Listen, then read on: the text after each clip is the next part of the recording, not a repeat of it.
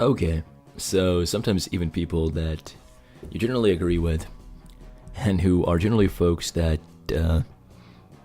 decry ideological thinking, will engage in ideological thinking. Morning, as I woke up, as I'm wont to do when I wake up, I'm scrolling through YouTube, and I find a video by Sargon of Akkad called George Monbiot is a hysterical, bug-eyed commie loon, which I don't necessarily disagree with. But during the course of this, Sargon said the following thing here. Down for it. And at the same time, and this is a nice bit of it, it turns out that through massive rewilding, ecological restoration, you can draw down a load of the carbon dioxide we've already produced. Carbon dioxide is not a pollutant. I mean, I'm not a big guy who knows a lot about the environment, but isn't carbon dioxide good for plants? Doesn't that encourage plant growth? I mean, it's surely the pollutants themselves that are the problem. I mean, it wasn't carbon dioxide that was responsible for global warming, was it? I mean, I shouldn't get into it. I'm not the guy who knows about this, but I'm relatively sure that carbon dioxide isn't like a pollutant. Huge amounts, allowing the forests to come back, the marshes to come back. What do you mean allowing? That's what they thrive on. Okay, so right there, what do you mean allowing? That's what they thrive on. The point is that deforestation makes it harder for CO2 to get drawn down by the plants. Here we go. CO2 is called a greenhouse gas because as part of the Earth's atmosphere, CO2 traps the energy from the sun and keeps the world at a livable temperature, but increases in atmospheric CO2 associated with human activities can pose problems. For example, on the one hand, burning of fossil fuels releases extra CO2 into the atmosphere along with other greenhouse gases, and on the other, destruction of forested areas causes less CO2 to be absorbed by trees.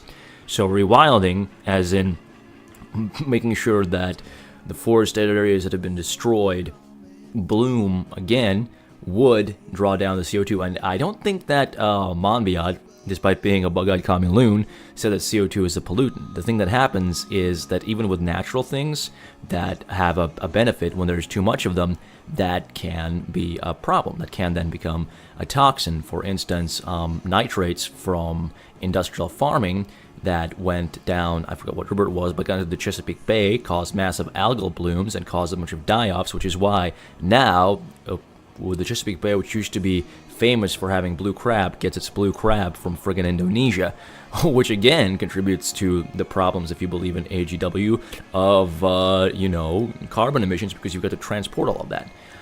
Anyway, this is just ideological because what Sargon is about to say is it's an individual responsibility.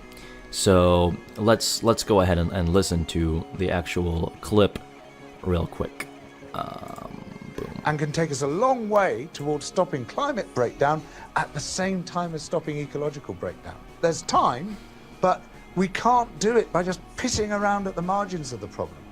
No, we do it by each individual taking ownership of their actions and how they contribute to the problem, and by changing their behaviour. Like, get recycling. I'm all for it. What? Like, I hate the way that they frame this. Don't frame it as like anthropogenic climate change, because even if that is the case, it just sounds like the leftist desire to self-flagellate and to flagellate others, saying, "Yeah, oh, we're all terrible people. Look what we've done." Don't frame it that way. Say, "Look." Yes, it is. Often the leftist desire to self-flagellate, it gets really, really silly, and it's something that I feel is definitely a problem and holding back any kind of progress that can be made in improving our environment to be cleaner and safer for everybody, humans, animals alike. Now, here is where this all gets kind of weird from Sargon's point, because he's pointing at this like it's some kind of, if we're all Boy Scouts and do our part, then the planet will be fine.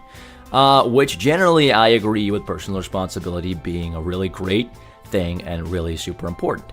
But it doesn't work in a case like this, because what happens is individuals aggregate, and they aggregate into things like organizations, like business organizations, agricultural organizations, and even, a relatively small-time farmer that still owns lots of land where he has cattle will produce a lot of manure.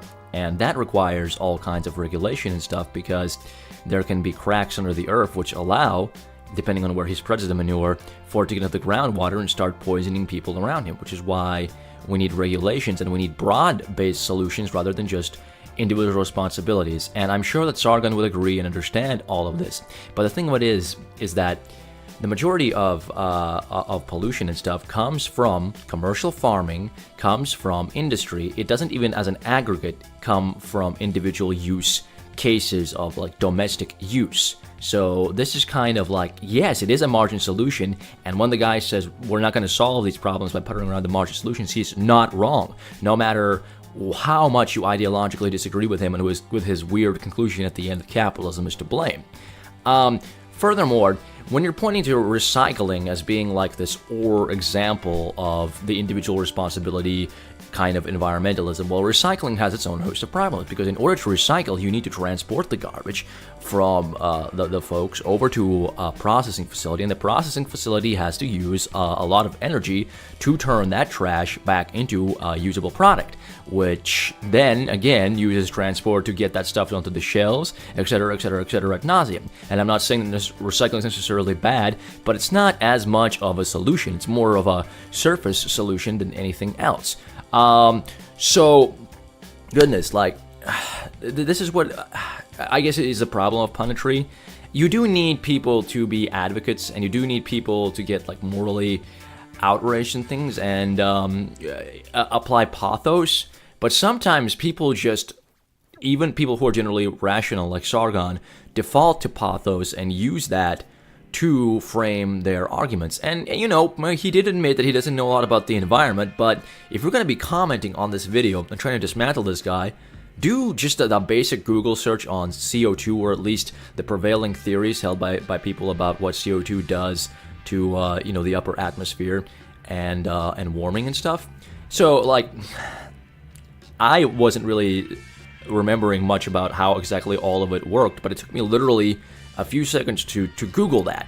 And as a person who's always talked about Michael Crichton and has read various people who have given criticisms of the anthropogenic global warming via CO2 theory, I don't necessarily agree with the anthropogenic aspect of it being the lead cause. However, that doesn't mean that the other stuff this guy said, along with, if you're looking at the argument in context of what he believes to be true, he's not being illogical. And just the fact that he missed the point that he's not saying that the CO2 is a pollutant, he's saying that as it is. Never mind. Like, I already made that point. I'm just getting flustered myself now because I expect more of Sargon. Anyway, let's finish this clip up right here. Go. We'd like clean air, clean water, clean fields, clean sun, a clean world around us is just nice. So no one's in favor of pollution, so frame it like that. Don't frame it like humans are evil. And that's the natural way the left always frames this. We've got to go straight to the heart of capitalism and overthrow it. Oh, there we go. There we go. So, this is capitalism. It's as if the Soviet Union... All right, yeah, that was fucking ridiculous. But I think that, anyway, I'm not trying to defend that point, because there's nothing wrong with capitalism. It's just an economic system, and it's a better economic system than communism, from everything that I've come to understand. I mean, I didn't spend too much time there, but I immigrated here from Russia when I was 8 years old, and I saw some kind of, not very good things, but I don't know what that had to do, if that had to do with the fall of World War II, etc. But as I studied the history of Russia and the ideology of communism, I came to understand it as something that's kind of very wonky and unworkable. But here's the thing. What this guy is probably trying to go at is this crazy level of consumerism that we have, where we're ever expanding our need to create more stuff. And that this insatiable, lust to create useless items to sell as commodities is contributing to a problem.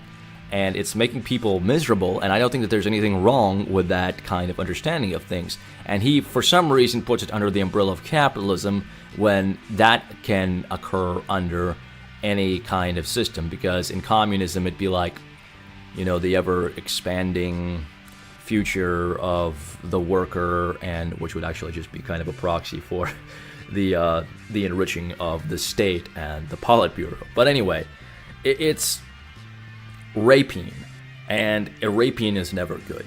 So maybe if the guy had said rapine instead of capitalism, it would have been more palatable. But, you know, the guy has lived in certain circles, and we have to try to... Oh, we don't have to try to, fuck him.